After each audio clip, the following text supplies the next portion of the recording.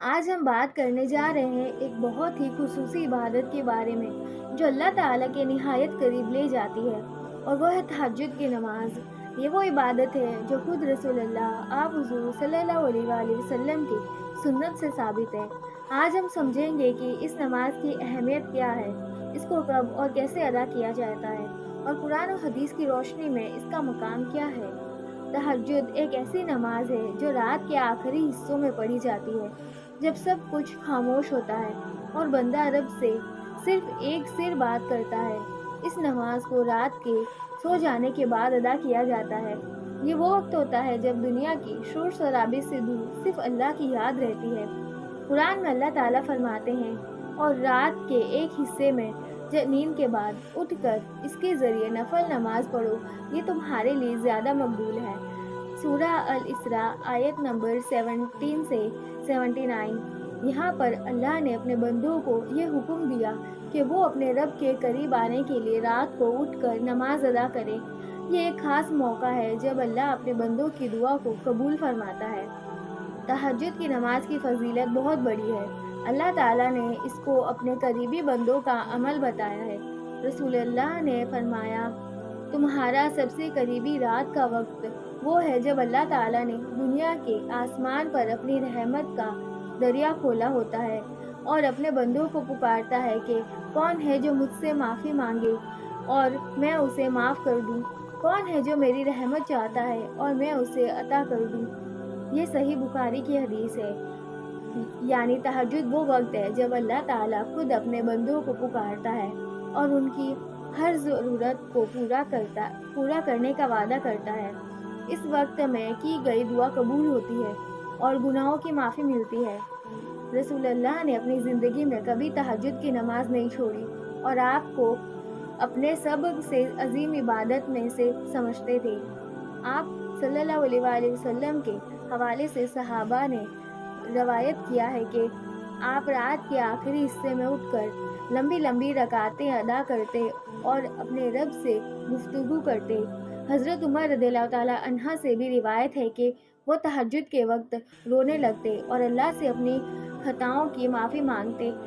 ایسے وقت میں انسان کا دل بالکل نرم ہوتا ہے اور اللہ کی یاد سے پر ہو جاتا ہے۔ اب ہم سمجھتے ہیں کہ تہجد کی نماز کیسے پڑھی جاتی ہے۔ تہجد ایک نفل نماز ہے، لیکن اس کی ادائیگی بہت اہمیت رکھتی ہے۔ تہجد کے لیے کوئی مقرر رکعتیں نہیں ہیں، لیکن عام طور پر 2 رکعتیں سے شروع کی جاتی ہے اور چاہے تو 8 یا 12 رکعت تک پڑھی جا سکتی ہے۔ نیت۔ سب سے پہلے تہجد کے لیے نیت کریں کہ آپ اللہ کے لیے یہ نماز ادا کر رہے ہیں۔ نیت دل کا ایک عمل ہے، اس کو زبان سے کہنا ضروری نہیں۔ قیام۔ نماز کا آغاز سورہ الفاتحہ سے ہوتا ہے، پھر کوئی اور سورہ ملائی جاتی ہے۔ رکوع اور سجدہ۔ ہر رکعت میں رکوع اور سجدہ کیے جاتے ہیں جو انسان کو اللہ کے قریب لے جاتا ہے۔ دعا۔ تہجد کی نماز کے بعد لمبی اور مخلص دعا کرے۔ یہ وہ وقت ہوتا ہے جب اللہ اپنے بندوں کی ہر دعا کو سنتا ہے۔ تہجد صرف ایک نماز نہیں بلکہ روحانیت کا ایک گہرا اثر رکھتا ہے۔ جب ایک بندہ رات کے اندھیروں میں اٹھتا ہے اور صرف اللہ سے گفتگو کرتا ہے تو اس کا دل صاف ہو جاتا ہے، اس کی روح میں ایک تسکین اور اطمینان آتا ہے۔ یہ وہ عبادت ہے جو انسان کو دنیا کے مسائل سے دور لے جا کر صرف اپنے رب کا محتاج بناتی ہے۔ قرآن میں اللہ تعالیٰ فرماتے ہیں، اور جو لوگ رات کے وقت اپنے بستر سے اٹھ کر اپنے رب کو یاد کرتے ہیں ان کے لیے جنت ہے۔ سورہ السجدہ آیت نمبر 32۔ اس آیت سے پتہ چلتا ہے کہ جو لوگ اپنے نیند اور آرام کو چھوڑ کر صرف اللہ کے لیے اٹھتے ہیں، اللہ انہیں وہ اجر ادا کرتا ہے جو کبھی ختم ہونے والا نہیں۔ تہجد کے وقت جو دعا کی جاتی ہے اس کا ایک الگ مقام ہوتا ہے۔ اس وقت میں اللہ سے اپنی ہر چھوٹی بڑی ضرورت کو مانگا جا سکتا ہے۔ آپ اپنی روحانیت، صحت، رزق اور ہدایت کے لیے دعا مانگ سکتے ہیں۔ آپ کی زبان سے نکلنے والی ہر بات اللہ کے حضور ہے۔ حضرت عائشہ رضی اللہ تعالیٰ عنہا سے روایت ہے کہ رسول اللہ اپنی تہجد کی دعا میں یہ فرماتے، یا اللہ، میں آپ سے وہ سب کچھ مانگتا ہوں جو آپ کے نبی محمد نے مانگا، اور اس برائی سے پناہ مانگتا ہوں جس سے آپ کے نبی محمد نے پناہ مانگی۔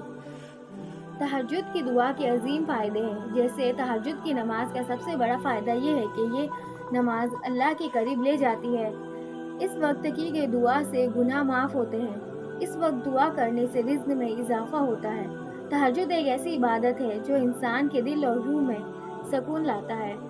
قرآن پاک میں اللہ تعالیٰ نے اپنے بندوں کو تہجد کی طرف رغبت دلائی ہے۔ اللہ فرماتا ہے اور وہ اپنے بستر سے اٹھ کر اپنے رب کو خوف اور امید کے ساتھ یاد کرتے ہیں۔ سورہ السجدہ آیت نمبر 32۔ اس آیت میں ان بندوں کا ذکر ہے جو اپنی راحت اور نیند کو چھوڑ کر اپنے رب کی یاد میں وقت گزارتے ہیں۔ یہ وہ لوگ ہیں جو صرف اللہ سے ڈرتے ہیں اور صرف اللہ کی رحمت کی امید کرتے ہیں۔ حضرت عبداللہ بن عباس رضی اللہ تعالیٰ عنہ فرماتے ہیں کہ رسول اللہ اپنی زندگی میں کبھی تہجد کو نہیں چھوڑتے تھے۔ آپ کے پاس جو بھی مشکلات ہوتی، آپ رات کے وقت اٹھ کر اللہ سے گفتگو کرتے۔ رسول اللہ کی زندگی تہجد کی نماز سے بھرپور تھی۔ آپ ہر رات اس نماز کو بہت شدت سے ادا کرتے، چاہے درد ہو یا راحت۔ آپ تہجد کو اپنی زندگی کا حصہ بنائے رکھتے۔ حضرت عائشہ رضی اللہ تعالیٰ عنہا سے روایت ہے کہ رسول اللہ اتنی لمبی لمبی رکعتیں ادا کرتے کہ آپ کے پاؤں مبارک سوج جاتے تھے۔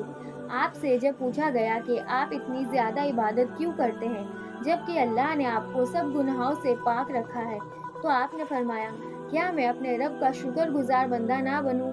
یہ آپ کا اللہ کے ساتھ وہ قریبی تعلق تھا جو تہجد کی نماز سے اور مزید مضبوط ہوتا تھا۔